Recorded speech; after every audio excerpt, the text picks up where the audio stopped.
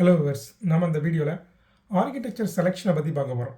So நார்மலாக என்ன பண்ணுறோன்னா, எல்லாருமே கரண்டாக ஒரு ஆர்கிடெக்சர் ஃபேமஸாக இருக்குன்னா நம்ம அந்த ஆர்கிடெக்சரே எல்லா அப்ளிகேஷனுக்கும் யூஸ் பண்ண ஆரம்பிச்சிடறோம். ஸோ அது கண்டிப்பாக தேவையில்லை. உங்கள் அப்ளிகேஷனுக்கு என்ன ஆர்கிடெக்சர் தேவையோ நீங்கள் அது மாதிரி யூஸ் பண்ணிக்கலாம். இப்போ நார்மலாக நீங்கள் ஒரு அப்ளிகேஷன் டெவலப் பண்ணுறீங்க, அதில் மொத்தமே 2 பேஜ் இருக்குது, இல்லைனா ஒரு பேஜ் இருக்குது.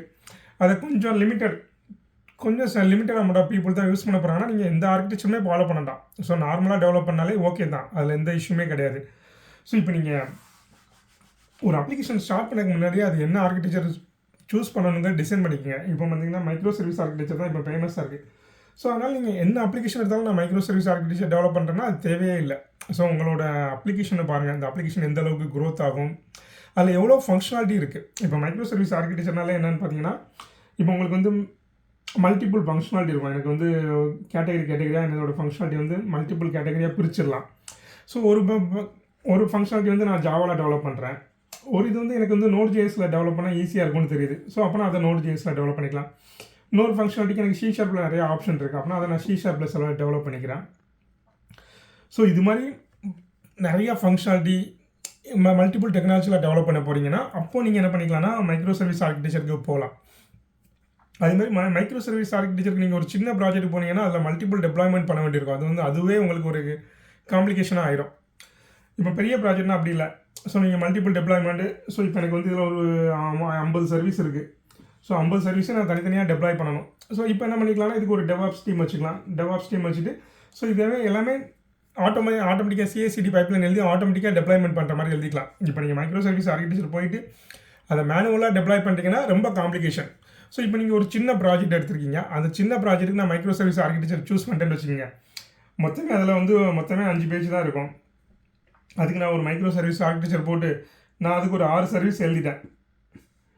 6 டிஃப்ரெண்ட் 6 சர்வீஸ் மீன்ஸ் தனித்தனி கேட்டகரியாக எழுதிட்டேன், 6 இது எழுதிட்டேன். ஸோ இப்போ 6 நீங்கள் தனித்தனியாக டெப்ளாய் பண்ணுறீங்கன்னு வச்சுக்கோங்க ஒவ்வொரு நேரமும், அதுவே உங்களுக்கு ஒரு காம்ப்ளிகேஷனாக போயிடும். ஸோ இதுக்கிட்ட நீங்கள் ஒரு டெவாப்ஸ் டீமும் போட முடியாது. இதுக்கு ப்ராஜெக்டே ஒரு சின்ன ப்ராஜெக்டாக இருக்கும். ஸோ இதில் மொத்தமே 2 டெவலப்பர் இருக்கான்னு வச்சுக்கோங்க. நீங்கள் இதுக்கு போட்டு தனியாக ஒரு டெவாப்ஸ் டீமும் ஆட் பண்ண முடியாது. ஸோ அதுக்கப்புறம் நீங்கள் என்ன பண்ணுவீங்கன்னா இதை நீங்கள் நம்ம மேனுவலாகவே டெப்ளாய் பண்ணலாம்னு யோசிப்பீங்க. ஸோ மேனுவலாக டெப்ளாய் பண்ணும்போது என்ன பாருங்கள், இந்த 5 சர்வீஸையும் நீங்கள் டெப்ளாய் பண்ணணும், அது போக என்னது ஃப்ரண்ட் அண்ட் UA டெப்ளாய் பண்ணணும். ஸோ உங்களுக்கு வந்து உங்களோட ஒர்க்கு தான் காம்ப்ளிகேட்டட் ஆகும். ஸோ அதனால் இப்போ உங்களுக்கு என்ன ஆர்கிடெக்சர், இப்போ நீங்கள் வந்து பெரிய ப்ராஜெக்ட் போகுது, ஸோ அதோட க்ரோத் அதிகமாக இருக்கும், அதுக்கு வந்து கண்டெய்னர் பேஸ்டு டெப்ளாய்மெண்ட் தான் வேணும். ஏன்னா கேஷுவலாக அது க்ரோத் ஆகிட்டே இருக்கும். ஸோ அப்போனா இந்த நமக்கு வந்து கண்டெய்னர் பேஸ்ட் டெப்ளாய்மெண்ட் தான் வேணும். ஸோ அந்த சமயத்தில் நீங்கள் என்ன பண்ணிக்கலாம்னா மைக்ரோ சர்வீஸ் ஆர்கிடெக்சரை சூஸ் பண்ணிக்கலாம். அது மாதிரி நிறைய ஆர்கிடெக்சர் இருக்குது. இப்போ நிறைய பேர் பார்த்தீங்கன்னா மொபைலுக்கு வெப் அப்ளிகேஷன் விண்டோஸ் அப்ளிகேஷன் எல்லாத்துக்குமே இந்த MEVM சூஸ் பண்ணுறாங்க. ஸோ MEVM தேவையான்னு பாருங்கள். ஃபஸ்ட்டு நீங்கள் ஒரு ஆர்கிடெக்சர் சூஸ் பண்ணும்போது அந்த ஆர்கிடெக்சர் சூஸ் பண்ணுறதுனால நமக்கு என்ன அட்வான்டேஜ்னு பாருங்கள். ஸோ எல்லோரும் யூஸ் பண்ணுறாங்கங்கிறதுக்காக ஒரு ஆர்கிடெக்சரை சூஸ் பண்ணாதீங்க. ஒரு ஆர்கிடெக்சர் சூஸ் பண்ணிங்கன்னா அந்த ஆர்கிடெக்சர்னால நமக்கு என்ன அட்வான்டேஜ், ஸோ அதனால் நமக்கு ஏதாவது அட்வான்டேஜ் இருக்கா. ஸோ எல்லோரும் என்ன பண்ணிக்கலாம்னா கோடை வந்து மல்டிபிள் லேயராக பிரிச்சிடலாமாங்க. நம்ம அது எதுக்காக பிரிக்கிறோன்னு இப்போ அது வரைக்கும் தெரியாது. ஸோ இதனால் என்ன அட்வான்டேஜ் அதுவும் தெரியாது. ஸோ ஒரு ஆர்கிடெக்சர் நீங்கள் ஸ்டார்ட் பண்ணதுக்கு முன்னாடி அந்த ஆர்கிடெக்சர் யூஸ் பண்ணுறதுனால அதில் நமக்கு என்ன அட்வான்டேஜ் கிடைக்குது. இப்போ நான் MEVM யூஸ் பண்ணுறேன், இல்லைனா MVC யூஸ் பண்ணுறேன். ஸோ இது யூஸ் பண்ணுறதுனால எனக்கு இந்த அட்வான்டேஜ் கிடைக்கும். ஸோ நீங்கள் ஃபஸ்ட்டு இப்போ MEVMனா எனக்கு இந்த அட்வான்டேஜ் கிடைக்குன்னு நீங்கள் போடுறீங்க. அந்த அட்வான்டேஜ் நீங்கள் உங்களுக்கு அச்சீவ் பண்ணியிருக்கீங்களாங்கிறது நீங்கள் செக் பண்ணிக்கோங்க.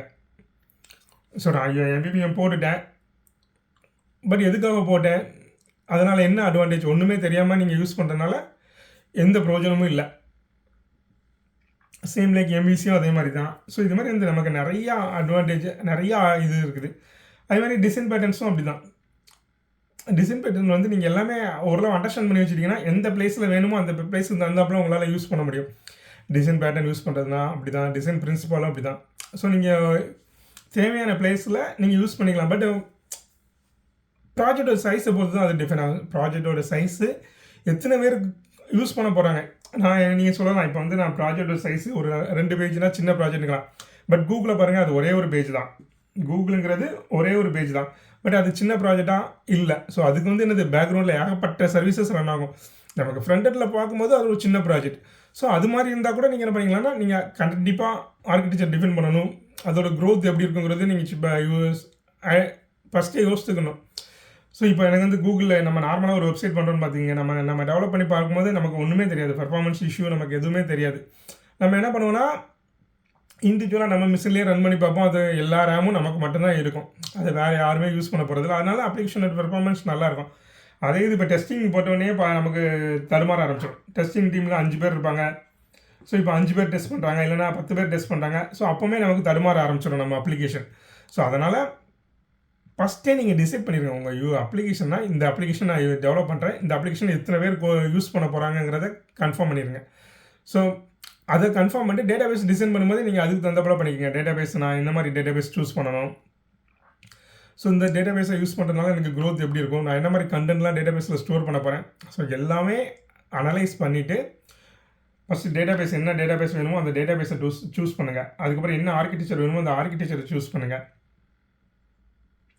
ஸோ இந்த டேட்டாபேஸு என்ன டேட்டாபேஸ் சூஸ் பண்ணுறீங்களோ அதுக்கு முன்னாடி அந்த என்ன டெக்னாலஜிங்கிறத சூஸ் பண்ணியிருக்கணும். நீங்கள் என்ன டெக்னாலஜியில் டெவலப் பண்ண போகிறீங்க. ஸோ அதேமாதிரி டெக்னாலஜியுமே நமக்கு நிறைய பேருக்கு ஐடியாஸ் இல்லை.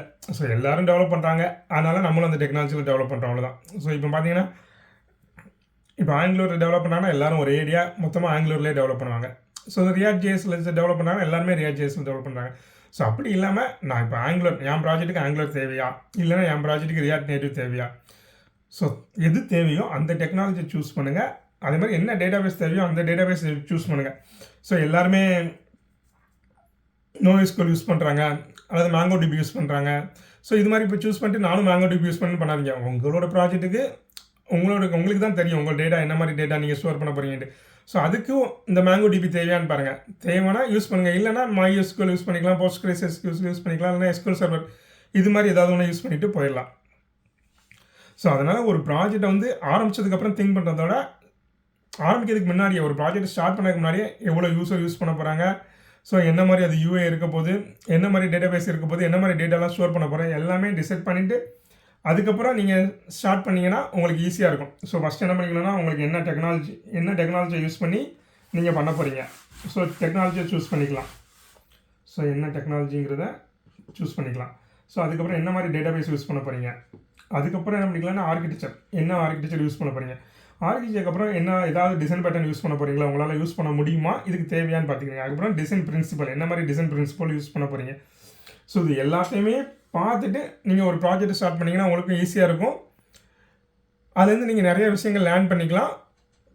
ஃப்யூச்சர்லேயும் அந்த இதில் எதுவுமே இஷ்யூ வராது. அதே மாதிரி லாஸ்ட்டாக இதுவும் சூஸ் பண்ணிக்கோங்க, என்ன மாதிரி டெப்ளாய்மெண்ட் பண்ண போகிறீங்க, உங்களோட டெப்ளாய்மெண்ட் ஸ்ட்ராட்டஜியும் என்னென்னு பார்த்துக்குங்க. ஸோ நம்ம டெப்ளாய்மெண்ட் பொறுத்துமே இருக்குது. நம்ம பெர்ஃபார்மன்ஸ் வந்து ஃபஸ்ட்டு டேட்டாபேஸை பொறுத்து நம்மளோட பெர்ஃபார்மன்ஸ் கம்மியாகலாம். டெப்ளாய்மெண்ட் நம்ம ராங்காக டெப்ளாய் பண்ணியிருந்தோம், அதை பொறுத்து நம்மளோட பெர்ஃபார்மன்ஸ் கம்மியாகலாம். ஸோ அதனால் இது எல்லாமே சூஸ் பண்ணிவிட்டு நீங்கள் ஒரு ப்ராஜெக்ட் ஸ்டார்ட் பண்ணிங்கன்னா நல்லாயிருக்கும். ஸோ இது ரிலேட்டடாக உங்களுக்கு எதாவது டீட்டெயில்ஸ் வேணால் கமெண்ட் பண்ணுங்கள், நான் உங்களுக்கு ஹெல்ப் பண்ணுறேன். Thank you verse.